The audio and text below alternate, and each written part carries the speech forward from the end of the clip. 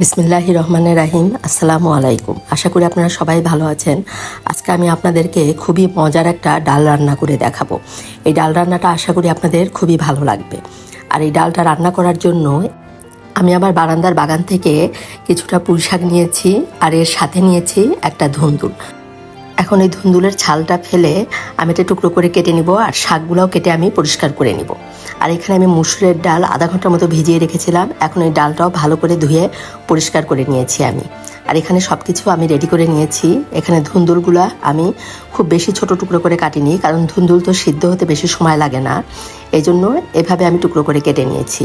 আর এখানে নিয়েছি, এই যে ডালটা ধুয়ে নিয়েছি, শাকগুলো কেটে নিয়েছি। এখানে 7-8টার মতো কাঁচামরিচ নিয়েছি, পেঁয়াজ আর রসুন নিয়েছি। রসুন এখানে আমি বড় রসুনের 4 কোয়া নিয়েছি। এখন আমি ডালের ভিতরে কাঁচামরিচগুলো দিয়ে দিলাম, আর রসুনের অর্ধেক রসুন আমি এখানে দিলাম। আর পেঁয়াজও আমি যেটুকু কেটে রেখেছিলাম সেখান থেকে অর্ধেকটা এখানে দিলাম। আমি 3টা পেঁয়াজ কেটেছিলাম, সেখান থেকে অর্ধেকটা এখানে দিলাম। এখন এর ভিতর দিয়ে দিলাম আমি হাফ চামচের একটু বেশি পরিমাণ লবণ, হাফ চামচ পরিমাণ দিব আমি লাল মরিচের গুঁড়া, হাফ চামচ পরিমাণ দিব আমি হলুদের গুঁড়া, আর খুবই সামান্য একটু দিব আমি ধনিয়ার গুঁড়া, হাফ চামচেরও কম। আর সামান্য একটু দিব আমি আদা বাটা, একদম হাফ চামচেরও খুবই কম একটু আমি এখানে আদা বাটা দিলাম।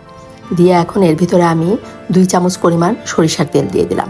সরিষার তেলটা দিয়ে এখন ডালটা আমি বেশ ভালোভাবে এই মশলার সাথে মাখিয়ে নিব। বেশ ভালোভাবে ডালটা মাখিয়ে নিয়ে এর ভিতরে আমি পরিমাণ মতো পানি দিয়ে দিব। তো ডালটা খুব বেশি পাতলা হবে না, সেই অনুযায়ী আমি এখানে পানিটা দিব। এখানে প্রায় 1 কাপের একটু বেশি পরিমাণ আমি এখানে পানি দিলাম। পানিটা দিয়ে এখন হাতে যে মশলাটা লেগেছিল সেটা আমি এর ভিতরে দিয়ে এখন ঢাকনা দিয়ে ঢেকে আমি একটা ভালো মতো বলক ওঠা পর্যন্ত এই ডালটা রান্না করে নিব। ডালটা বেশ ভালো মতো বলক উঠে গিয়েছে। এখন আমি এর ভিতরে যে ধুন্দুল আর পুঁই শাকটা কেটে রেখেছিলাম সেই ধুন্দুল আর পুঁই শাকগুলো দিয়ে দিব। আমি কিন্তু ডাল যে পরিমাণ নিয়েছি সেই অনুযায়ী সবজি দিয়েছি। আপনারা ডালের পরিমাণ বেশি নিলে সবজিটাও বেশি পরিমাণ দিবেন। এখন আমি সব দিয়ে ভালো করে মিশিয়ে নিব। এই ডালটা খেতে কিন্তু খুবই মজা হয়েছিল। আপনারা যারা এভাবে ডাল রান্না করে খাননি একবার খেয়ে দেখবেন, খুবই মজা হয়েছিল এই ডালটা খেতে। এখন আমি এই যে সব কিছু ভালো করে মিশিয়ে নিয়ে ঢাকনা দিয়ে ঢেকে 5-6 মিনিটের মতো রান্না করে নিব। কারণ পুঁই শাক আর ধুন্দুল কিন্তু সিদ্ধ হতে বেশি সময় লাগে না, খুব তাড়াতাড়ি কিন্তু এই রান্নাটা হয়ে যায়। এই যে পুঁই শাকগুলো কিন্তু সিদ্ধ হয়ে গিয়েছে, আর ধুন্দুল কিন্তু আর 2-3 মিনিট রান্না করলেই এটা সিদ্ধ হয়ে যাবে। এখন ডালের সাথে আমি এই যে সব ভালো করে মিশিয়ে নিয়ে ঢাকনা দিয়ে ঢেকে আরও 2-3 মিনিটের মতো রান্না করে নিব। আর এদিকে আমি ডালে বাগার দেওয়ার জন্য একটা প্যানে পরিমাণ মতো তেল দিয়ে দিলাম। দিয়ে এর ভিতরে 2টা শুকনা মরিচ আর একটা তেজপাতা দিলাম।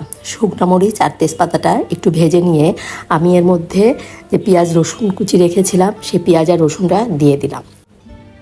এখন এই পেঁয়াজ রসুনটা একটু ভেজে নিয়ে এর ভিতরে আমি দিয়ে দিব হাফ চামচ পরিমাণ জিরা। আপনারা ইচ্ছা করলে এখানে 5 ফোড়নও ব্যবহার করতে পারেন। ডালে কিন্তু জিরার ফ্লেভারটা খুবই ভালো লাগে। এই ডাল রান্নাটা আপনাদের কাছে কেমন লাগলো অবশ্যই কমেন্ট করে জানাবেন। আর ভালো লাগলে মনে করে আপনারা অবশ্যই আমাকে একটা লাইক দিবেন। আর যারা এখনও সাবস্ক্রাইব করেননি, আমার রান্না যদি ভালো লাগে অবশ্যই আমার চ্যানেলটি সাবস্ক্রাইব করে আমার পাশে থাকবেন। এই যে ডালের ফোড়নটা আমি ডালের ভিতর দিয়ে দিলাম, দিয়ে এখন সব একসাথে ভালো করে মিশিয়ে নিলাম। ভালো করে মিশিয়ে নিয়ে এর ভিতর আমি হাফ চামচের একটু কম পরিমাণ লবণ দিয়ে দিলাম। দিয়ে এখন ঢাকনা দিয়ে ঢেকে চুলাটা অফ করে দিব। এই যে হয়ে গেল আমার খুবই মজার ডাল রান্না।